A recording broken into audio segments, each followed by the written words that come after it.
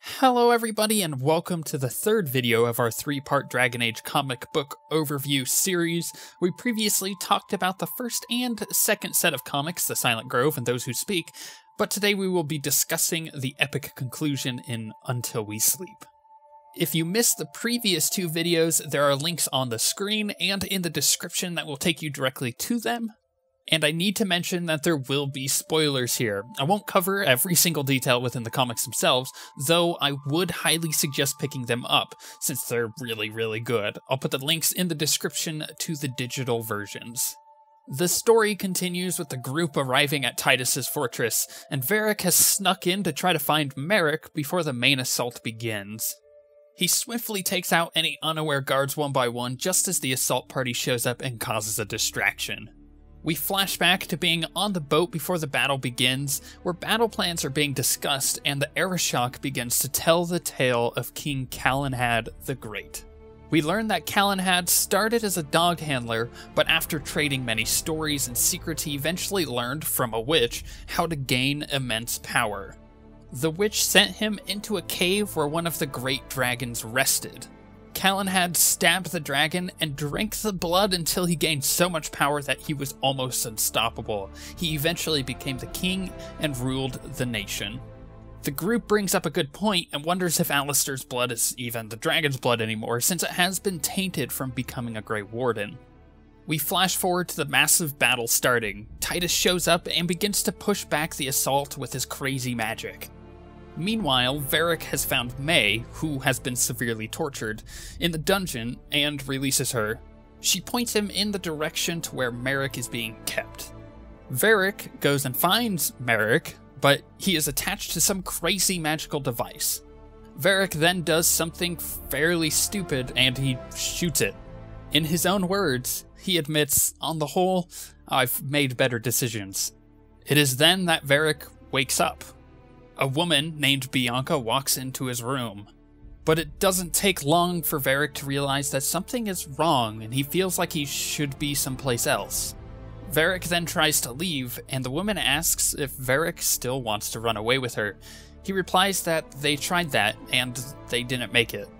Varric steps through the door and suddenly realizes that he's in the Fade. It's clear at this point that he was inside of a dream, and the dream was a part of his past. And that woman is who he named the crossbow after. Varric travels through the Fade until he finds another doorway that leads him to a different dream. That one is May's. In her dream, she is quite comfortable, poolside, and with Varric's late cousin, Thorold.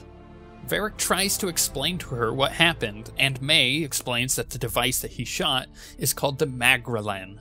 May then says that it dates back to the time of the Dreamers, where Magisters could enter dreams at will and control people's minds, and that Titus is empowering it with Merrick's dragon blood. We also learn that Titus wants to create a cult of Dreamers in order to reshape the minds and spirits of the entire nation and remake the world. May doesn't want to leave her dream though, but Varric reminds her that she was tortured by Titus. Suddenly everything comes back to her and she's ready to get revenge. The two then set off to find the others within the Fade and enter a dream world similar to Rivian. They find Isabella, however she appears to be serving the Qun and attacks Varric and May. They try to knock her out of it by having her realize that it's just a Fade, but she doesn't waver. It is then that Titus shows up and starts sending waves of demons their way. The three of them make a run for the doorway. Once they escape, it suddenly dawns on Isabella that they are in the Fade, and she's clearly ashamed. But Varric, in his narrative way of telling stories, totally covers for her. They then set off to find Alistair in a foresty type of dream world. It doesn't take them long to find him, and shortly thereafter, he's joined by King Merrick. All in all, Alistair actually seems quite happy with the whole dream.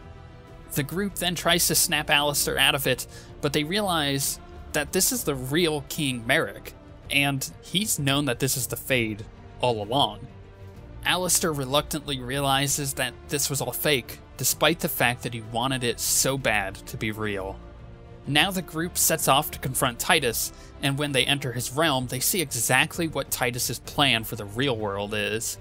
In this dream, he controls everything. and all of the slaves do his bidding. If anyone rebels or is no longer useful, the dragons kill them. It doesn't take long for the group to sneak into the compound, and the group disguise themselves as servants.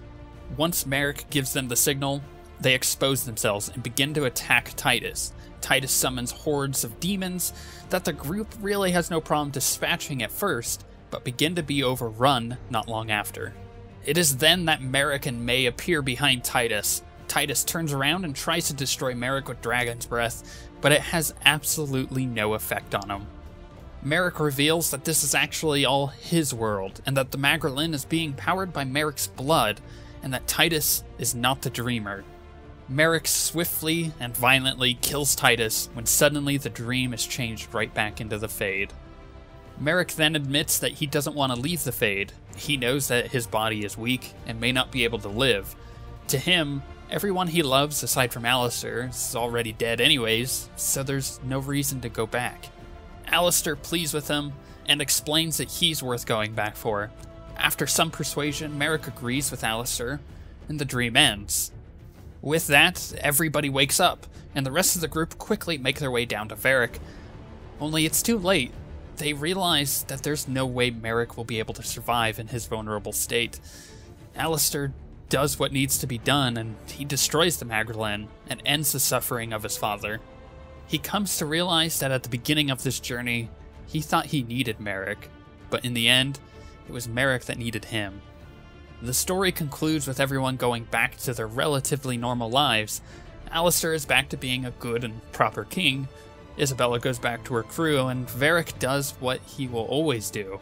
He writes the story down so that he can tell it to anyone who will listen.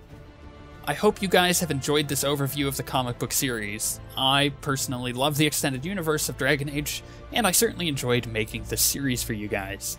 Now that we have finished, you guys are totally prepared for the next chapter in the Dragon Age universe. With that, I hope you guys enjoy Inquisition, and we shall see you guys next time.